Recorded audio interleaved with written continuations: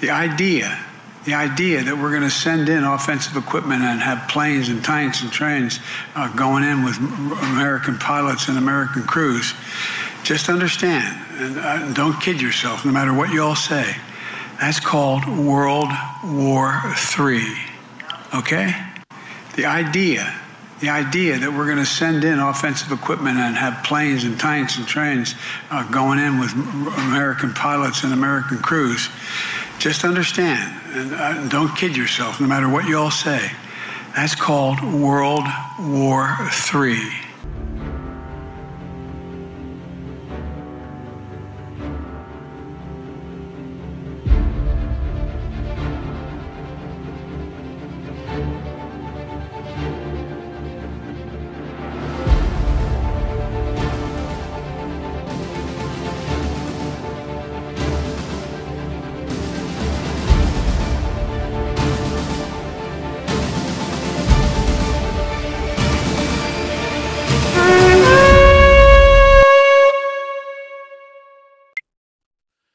Hello everyone, it's End Times Talk, and you just heard with your own ears, literally Joe Biden saying the idea that we're going to send in offensive equipment and have planes and tanks and trains going in with American pilots and American crews, just understand, don't kid yourself, no matter what y'all say, that's called World War III. So literally he's telling us basically that we're in World War III already, from what I understand, because we're sending in tanks and we're sending in American crews, all right, and we're sending in the capabilities to repair these tanks and to train the Ukrainians to use these tanks, all right, these 31 Abrams tanks. But I truly believe they plan on sending in more. This talk, he even said planes and trains, all right, so they're literally planning on sending even more stuff, all right, because Vladimir Zelensky, you know, had like his little speech in front of the Senate where he was talking about that he needs more stuff, he needs more money, you know, and all these other NATO nations are getting behind this war as well. Germany has finally declared war basically on Russia. Listen to this, what Alexa has to say. Alexa, when will World War III start? World War III starts on November 23, 2023 at 6:05 p.m., when Russia launches an attack against Germany. I mean, this has already been pre-planned, folks. You just heard it from an artificial intelligence robot's mouth or voice box or speaker or whatever, that they plan on having Russia attack Germany on November 23rd of 2023. Isn't that interesting? If you reverse 2023, you get the number 322 that's on the skull, the forehead of the Skull and Bones Club, where a lot of elites are a part of this secret society called the Skull and Bones, all right? But then you also have the movie, the number 23, all right? So it's going to be on 2023. Isn't that interesting? That's how the Illuminati works. They work in those numbers. You see, they work in those symbolisms and subliminal content, all right? I mean, they are absolutely taking away our military and the ability for us to protect our home front, all right? I know for a fact it's because of my friend who was ex-Illuminati become Christian, all right, that he told me that they, when you saw the war in Russia with Ukraine, that eventually Russia would take the Ukraine and Poland. The leaders of the world know that Russia is eventually going to absorb this, that Russia is going to win this war against the Ukraine and Poland. You have to remember, China's going to back them up too. They've already made that plan at the occult Illuminati Olympics and the Beijing 2022 Winter Olympics, where Vladimir Putin and Xi Jinping literally made an agreement to back each other up in their military efforts against the countries that they were trying to take over, because China wants to take over Taiwan. You know, so they're going to be backing each other up, and then NATO has all these NATO nations already, you know, sending in more military equipment. And if Joe Biden says when we send these things in and send in troops, that's called World War III, why wouldn't it be World War III for these other nations that are getting involved? You see what I'm saying? So I even told you earlier in videos that when the Ukraine-Russia war happens, that it would end up in Israel and the Islamic nations going head-to-head against each other. And it's now happening because Israel has hit multiple military bases in 3 different cities in Iran, all right? We're being surrounded by Russian and Chinese ships, all right, here in America, all right? And you have, you know, China eventually going to go after Taiwan. You have the Russia-Ukraine war. You have all these NATO nations getting involved.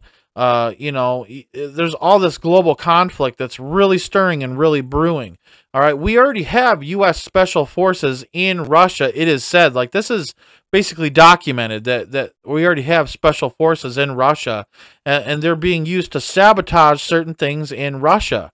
All right, they're going undercover, but they're there. We have soldiers in the Ukraine as well. All right, training Ukrainian troops. All right, and it's becoming very similar to World War II. There's a lot of Ukraine that's very Nazi-like. You know, I had a commenter say that, oh, Vladimir Zelensky isn't persecuting Christians. He's persecuting people who have turned from the Catholic faith. No, he flat out said that he is going to punish people who don't worship the proper way. All right, and they want people absorbed into the Catholic Church because the Catholic Church is basically Christianized witchcraft, in my opinion. All right. That Mother Mary, baby Jesus figure is just Semiramis and Tammuz, and the basically the mother of the occult, and the divine child of the occult. You got the divine mother, and then the divine father would be Nimrod. Okay, and Nimrod and his own mom, yes, they had relations and had Tammuz. All right, so this is basically the first family of the cult that comes from the Tower of Babylon, and that's what they're portraying in the Catholic Church. It's not Mary and Jesus. We don't pray to Mary. We don't pray to saints, okay? We pray to Jesus. When Jesus died on the cross, it said that there was an earthquake in the land, and the veil into the holy place was ripped in half, and that symbolizes we all now have access to that holy place instead of one Levitical priest one time a year. All right, Trump is even saying that we're on the brink of World War III, people. I mean, even Trump is saying it.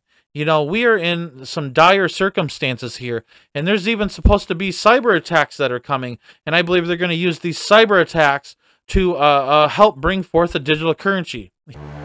In 2020, Klaus Schwab of the World Economic Forum warned of an impending cyber attack that will take down all of society. We all know, but still pay insufficient attention to the frightening scenario of a comprehensive cyber attack, which would bring to a complete halt to the power supply, transportation, hospital services, our society as a whole. In 2022, Joe Biden stated that sending tanks to Ukraine is called World War III.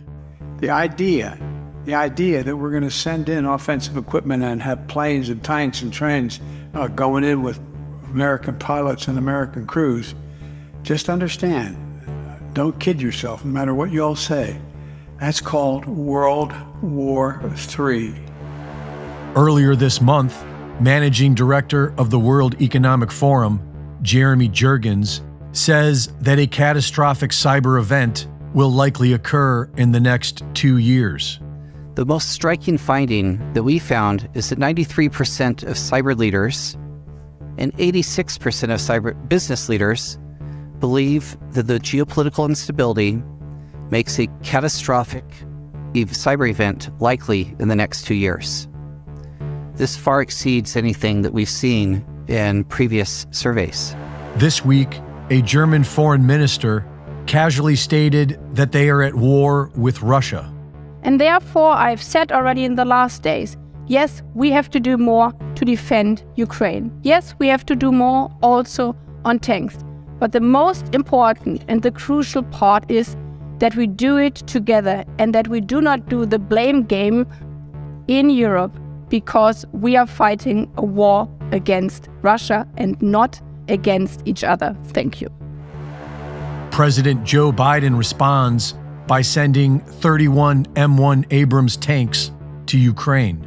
That today I'm announcing that the United States will be sending 31 Abrams tanks to Ukraine.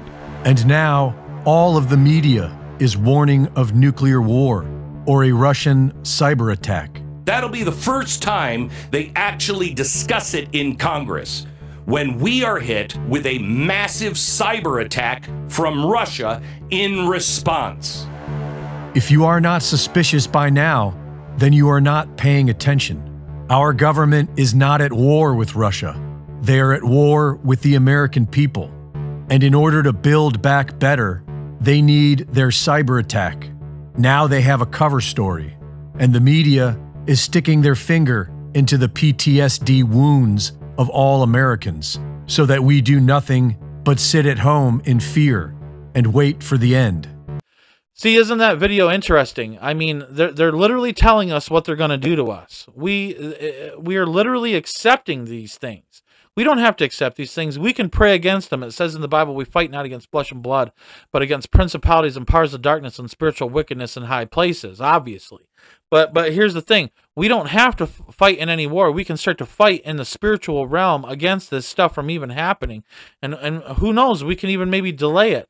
But for at this time, even Alexa is saying on November 23rd of 2023, World War III is going to start. I don't think that's the case. I think World War III has already begun.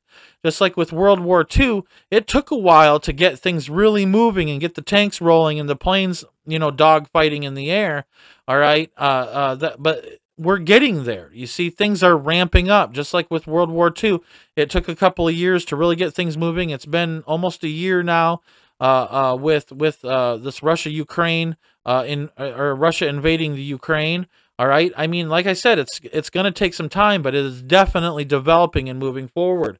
And like I said, you have Israel and Iran beginning to head at each other, going head to head. And then you have all these other Muslim terrorist groups like Hamas and Hezbollah that are coming at Israel as well. And I believe that that's a fulfillment of the Joel chapter 3 prophecy, all right, where it talks about all these nations surrounding Israel to attack her. All right, and we're not talking the war of Gog and Magog. We're talking Joel chapter 3. And you have Hamas that's coming out of the West Bank and the Gaza Strip. And then you have Hezbollah that comes out of Lebanon. Then you have Iran that has proxy bases in Syria. All right, that's coming down into the I believe it's the Golan Heights. They're literally surrounding Israel right now to attack her, and Israel has to defend herself. All right. I mean, Iran, it's been said that they have enough nuclear material to make 5 nuclear bombs right now as we speak. And so Israel's trying to, I believe, do something to kind of combat that. All right. Because Iran has vowed to wipe Israel off the face of the map once they have the capability to do so. All right. And if you were a small little nation, smaller than the state of California, wouldn't you want to protect yourself as well? Israel has a very mighty army, even though they're a very small nation, all right, state. And they have the ability to protect themselves. They have very high-tech equipment, and I want to remind people, those that bless Israel shall be blessed, and those that curse Israel shall be cursed. All right, is what the Bible says. So there's a lot of Christians that have commented in my comment section saying, oh, these Jews aren't real, and you better know who the real Jews are. No, I know who the real Jews are. All right, and they're God's people, all right? God's chosen people, all right? And when we believe in Jesus Christ and we confess with our mouths and believe in our hearts, we're grafted into the Jewish vine. When you graft something, it's taking one plant and you're grafting another plant into it, and it becomes a part of that plant, even though they're both foreign plants from each other. They're grafted together, and that's what the Bible states, is that we are grafted into the Jewish vine when we become saved. All right, and that's important to understand. All right, Christians are basically spiritual Jews, all right, that we're spiritually Jewish when we believe in Jesus Christ. Jesus was a Jew, all right? Jesus was a Jew himself. So people need to stop smashing and being on Jews and being anti-Semitic. All right, I'm not going to tolerate that stuff. You're just going to get your comment deleted, and you're going to get blocked if you're anti-Semitic on this channel. I will not tolerate it whatsoever. All right, here at End Times Talk, we are very much so pro-Israel. All right, we stand behind Israel and all the choices that she's making. If you look at their situations, they're not instigators. They're the ones that are trying to take care of themselves and stay existent on this earth. All right. I mean, that's exactly what's happening. They were destroyed before, and their nation got taken away from them before. And God has assembled them from all nations and brought them back together. Literally, the Valley of Dry Bones prophecy, Ezekiel 37. All right. And he's literally brought them back together again, and formed them into a nation after them not being existent. There's not one nation or state or country on this planet that has been destroyed and come back from the dead, but the Jews have. right, in 1948, and that started a prophetic time clock ticking down, and it's getting close to midnight. I mean, you have this the doomsday clock that they just set, the closest they have ever set it, 90 seconds to midnight. All right, and then you hear in November, all right, that from Alexa that World War III is supposed to start, and that's artificial intelligence. You know, even artificial intelligence understands that things are very close. All right, so I do want to say something though, that even if Alexa, the artificial intelligence, is right, okay, that gives us enough time to have a garden, people. All right, that gives us enough time this year to prepare like we've never prepared before. All right, and I want to encourage people with a couple of things. All right, one plant that I want to tell you about that's an amazing survival plant. All right, it's a little expensive to get started. All right, because you have to buy bulbs.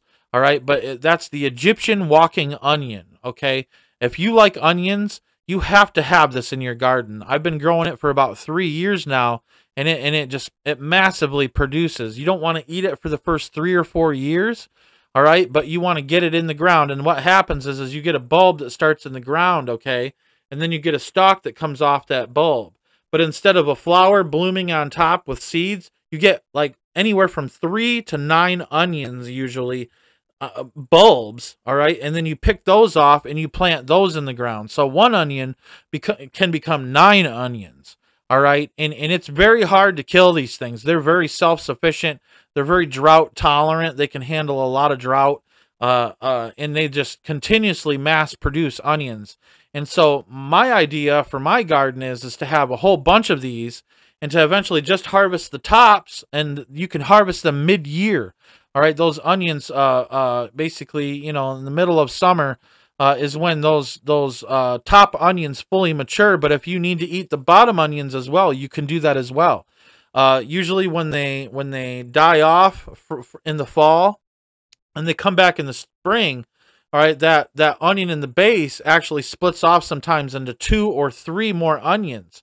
So from out of 1 can become 3 underground, can turn into, you know, 20-something onions, all right, up top, just from one bulb being planted and seeing that its second year. I've watched these things mass produce. Egyptian walking onions. You know, sometimes it costs around 20 to 30 bucks to get, you know, about, you know, a good handful of them, you know, that are kind of dehydrated a little bit. And you just put those in the ground and you water them. And remember, onions like lots of water. And, you know, you can even start them in cups and stuff to kind of get them going in the beginning of spring. But once they're in the ground, they do really, really, really well. And it is truly a survival plant. You know, work towards one plant that I like to grow is alpine strawberries. All right, I actually got mine from they're Siberian strawberries, and they're actually white. All right, but they produce very small strawberries, but they're very cold hardy strawberries. They will produce even into the beginning of winter. You'll find strawberries on it, and in the beginning of spring, once you have a mature plant that's there a couple years, it'll produce strawberries very quickly. It's an ever-bearing plant, so it continuously produces strawberries. You can take those strawberries, you can set them out in the sun or in a windowsill in the house and get more seeds off of that to plant even more. All right, they're a little hard to germinate. You do have to have a germination dome over top of them, but you can use a pop bottle or something like that, you know. But once you get them germinated and you get them growing real well in a cup, really take care of them, and then get them in the ground in the kind of the middle of spring, early spring if you want, and they'll do really, really well, and they'll produce a lot, and you'll have fruit all year round. You can go up and pop a couple in your mouth. It's kind of like my little garden snack, I call it. You know, I'll go up and bite off one of those and eat those. But anyways, you know, asparagus is a great one, but remember, you can't harvest asparagus for 2 or 3 years. All right, before you, but you have to give it time to mature, because see, what most people do is, and their problem is with asparagus, is it'll grow and then they'll cut those stalks off, and then, but asparagus, the rhizome underneath the soil that the asparagus comes out of, all right, needs to be able to accumulate energy to be able to produce asparagus for the next year. So you harvest your asparagus after 2 or 3 years a couple of times, but then let those stalks grow, and eventually it makes a nice little privacy hedge. You'll get about 6 foot tall, asparagus heads. They'll kind of bush out and all that stuff once they become more mature. All right. I use Mary Washington asparagus, and it's really good asparagus. All right. But you have to give it time for that rhizome to get stabilized underneath the soil. And you can order those offline, but asparagus is a great thing to have because it's one of the first crops that comes up in the wintertime. So if you're struggling in winter and you need a quick crop right in the beginning of spring, like right when the snow is fresh melting, asparagus and onions and garlic are going to be those crops that pop up real early in the springtime, right after winter ends. And you can get some of that on your table for your family to eat. These are just some of the things that I'm going to teach you in videos as we're coming closer to spring. I'm going to transition into a lot of gardening videos. I'm going to take you out into my yard. We have we'll use the cell phone again, and we'll make little short videos. But we'll still do the indoor videos, where we're doing the news and the information and talking about scripture. But I feel it very important, and God has pressed upon my heart to make gardening videos for you guys, to encourage you guys to be out there gardening. Just like I said, if World War III is supposed to start in November, we have plenty of time to have a real nice garden this year and get stockpiled up and can and jar some food or dehydrate it. So I want to encourage you guys to be able to get out there and do that. But first, you're going to need compost. Start composting your eggs and your fruit scraps and your veggie scraps and your grain, like your bread and stuff. Everything that is compostable, take that out and put it in a spot in your yard and let it start to go bad. And you can, what I do sometimes is I'll put my scraps in buckets with lids for the whole entire spring and summer so it doesn't stink. All right. And then once we get to the beginning of winter, then I'll dump it on my compost pile, all those like fruits and veggies that go rotten, But you can take your grass clippings. If you got a mower that has a bag, you can take your grass clippings and throw that on your compost pile. All the weeds that you pick out of your garden, all the trimmings from your plants from your garden, you can throw into your compost pile. It's amazing how quickly compost builds up, and you got to turn that 2 or 3 times a year. If you have access to manure, I would put some manure in that. Turn it 2 or 3 times a year, and eventually you will end up with a real nice, rich, black soil from that. All right, especially underneath your pile. Sometimes you got to take the top off and the sides off, and that stuff that's underneath, all right, that's been cooking in there, it basically cooks. It gets really hot, believe it or not. But once you get that, you can take that and you can, scoop a little hole out where you're going to put your plant, scoop way down in, put some compost in there and mix it in, and then put your plant over on top of it. All right, and then, bring in your soil and pack it around it. All right, so that's a good way to give your plant nutrition, all right, and without going out and buying fertilizers. If you have a cat, if you have a dog, you can use poop from them, just shovel it into a hole and let it go. You know what I'm saying? But here's the thing with cat and dog fecal matter is that, or manure, you have to make sure that you wash your veggies off really good because there can be parasites and worms and things like that. So you want to make sure that you wash your veggies really well if you're going to use cat and dog fertilizer in your garden. But people, even in North Korea, they use human fertilizer, people. Like I've heard and listened to stories about people who have escaped from North Korea, and they have a quota that they have to fill for human fecal matter, okay? And so like they literally have to gather enough poop for North Korea to grow crops, and they use human human manure. So I wanted to encourage you to make sure you get out there and garden if you can. If you live in an apartment complex, maybe you can talk to everybody in your area, all right, and do like a community garden, all right, out front, or maybe on the roof, or or on your windowsill, plant some stuff, all right. There are things that you can do to help yourself out in the coming times that are going to be a bit intense and chaotic, but we can maneuver these with Jesus Christ. All right. The last video that I just made, it's very encouraging. If you feel kind of down and out, you can go watch that video. It's literally the video I just made last from this one, and go watch that and be encouraged and know that Jesus is in control of this entire situation. All right. There is nothing that can happen that can separate you from the love of God, all right? And he is going to see you through this times. He's going to put food in your stomach. It's going to come from places you never even thought was possible. All right, God is going to educate you, and he's going to help you. And I'm going to do my best here at End Times Talk to help you to be encouraged to be as self-sufficient as possible. May God bless you today, and may God keep you.